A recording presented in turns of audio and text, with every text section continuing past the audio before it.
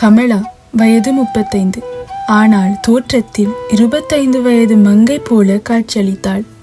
பெண்களுக்குரிய உயரம், மாநிறம், கயல்விழிகள், அளந்தெடுத்த மூக்கு, சிவந்த உதடு, இப்படியாக அவளின் பெயருக்கு ஏற்றாற்போல ஒரு தாமரை மலராகவே தோன்றினாள் கமலா. ஆனால் குணத்தில் மல்லிகை பூ போல மென்மையானவள். யாரையும் நொந்து பேசாது இனிய மொழி பேசும் அழகு ஓவியமாக திகழ்ந்தவளுக்கு வாழ்வில் ஒரு குறை. வயதாகியும் இன்னும் மனமாகவில்லை.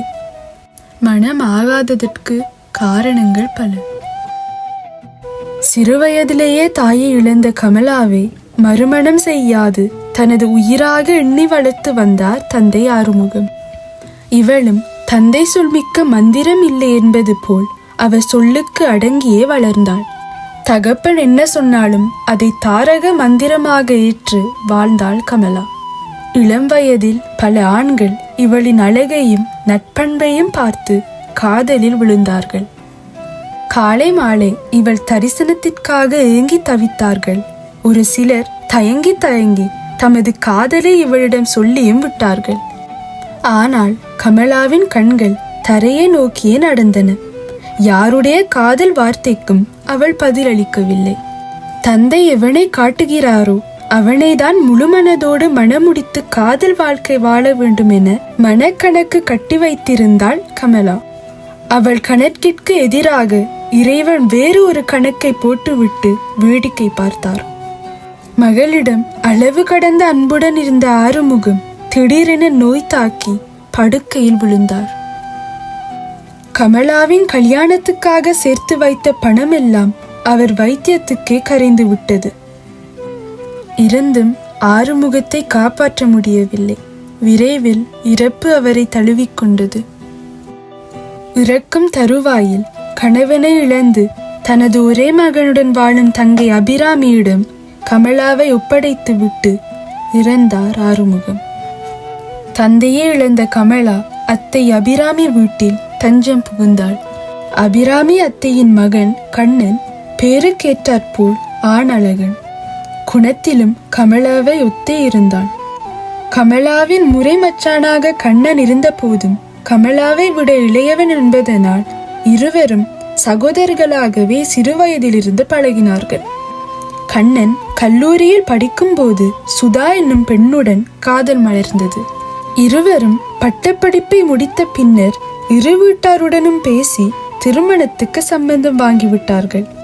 ஆனால் கமலாவுக்கு எந்த வரனும் அமையாததால் இவர்களும் தங்கள் திருமணத்தை தள்ளி போட்டிருந்தார்கள். மன்னிக்கவும், கமலாவின் திருமணம் தள்ளி போனதற்காக என்ன காரணம் என கூறுவதாக சொல்லிவிட்டு கண்ணனை பற்றி பேசிக் கொண்டிருக்கிறேன். கமலாவின் மனம் தள்ளி போனதற்காக முதற் காரணம் தந்தை ஆறுமுகத்தின் இறப்பு. அடுத்த காரணம் சீதனம். என்னதான் ஒரு பெண் அழகும் நற்குணமும் கொண்டிருந்தாலும் பல ஆண்கள் எதிர்பார்ப்பது பெண் வீட்டாரிடமிருந்து சீதனத்தை தான். மாப்பிள்ளை சீதனம் வாங்க விருப்பாவிட்டாலும் மாப்பிள்ளை வீட்டார் விடுவதில்லை. இப்படியான காரணங்களினால் தள்ளி போய்க் கொண்டிருந்த கமலாவின் திருமணத்தினால் கண்ணனின் திருமணமும் காத்திருக்க வேண்டியிருந்தது.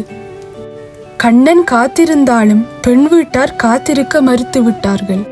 தமது பெண்ணுக்கு வயதாகுகிறது, காலகாலத்தில் அவளின் கழுத்தில் தாலி ஏற வேண்டும், இல்லையால் வேறு மாப்பிள்ளை பார்க்க போவதாக கூறிவிட்டார்கள்.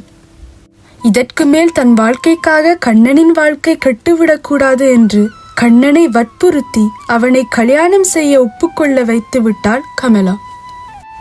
கண்ணனின் மனைவி சுதாவும் நல்ல குணவதியே. அவளும் கமலாவும் அன்பாக பழகினார்கள்.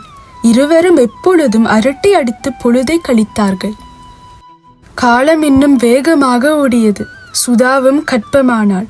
ஆதலால் அத்தை அவளை கவனமாக பார்த்து கொண்டாள். புதிதாக வந்த பேச்சு துணையும் பாதியில் போய்விட்டது. வாழ்க்கையின் வெறுமையை மெல்ல மெல்ல உணரத் தொடங்கினாள் கமலா. தனக்கு துணையாக கதை புத்தகங்களை நாடினாள். இரவில் புத்தகம் படித்தபடியே உறங்கி விடுவாள்.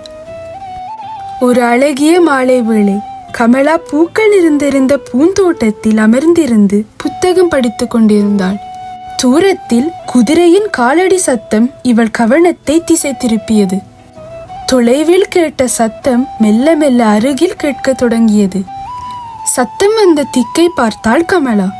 வெண்ணிற புரவி மேல் அழகிய இளவரசன் ஒருவன் கம்பீரமாக அமர்ந்து இவளை நோக்கி வந்து கொண்டிருந்தான். அவனை எங்கோ பார்த்து பழகியதாக தோன்றியது கமலாவுக்கு. யாராக இருக்கும் என எண்ணிக்கொண்டிருக்கும் நேரத்துக்குள் குதிரை இவள் அருகிலேயே வந்துவிட்டது. குதிரையில் அமர்ந்திருந்த இளவரசன் இவள் கண்களை பார்த்து, எனக்காக காத்திருந்தது போதும் கமலா, இனி என்னுடன் வந்துவிடு என கூறிக்கொண்டு அவளின் மெல்லிடையை மெதுவாக அணைத்து கமலாவை குதிரையின் மேல் இழுத்தினான். என்ன நடக்கிறது என்பதை உணராது கமலா அவன் கண்களையே பார்த்து கொண்டிருந்தாள். அவன் பிடியிலிருந்து மீள விரும்பாது தானும் அவன் தோளை அணைத்து கொண்டாள்.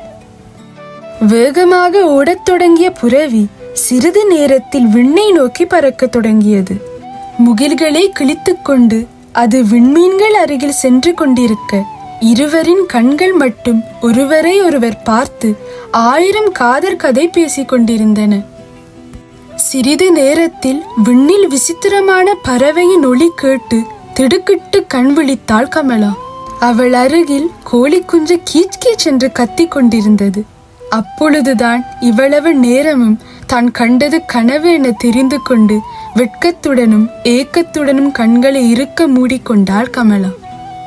அவற்றிலிருந்து சூடான கண்ணீர் வெளியேறியது. உதட்டை கடித்து கொண்டு யாருக்கும் கேட்காத வண்ணம் அழத் தொடங்கினாள். கண்களை மூடி அழும் பொழுது மறுபடியும் அந்த இளவரசனின் முகம் இவள் மனக்கண்ணில் வந்து புன்னகைத்தது.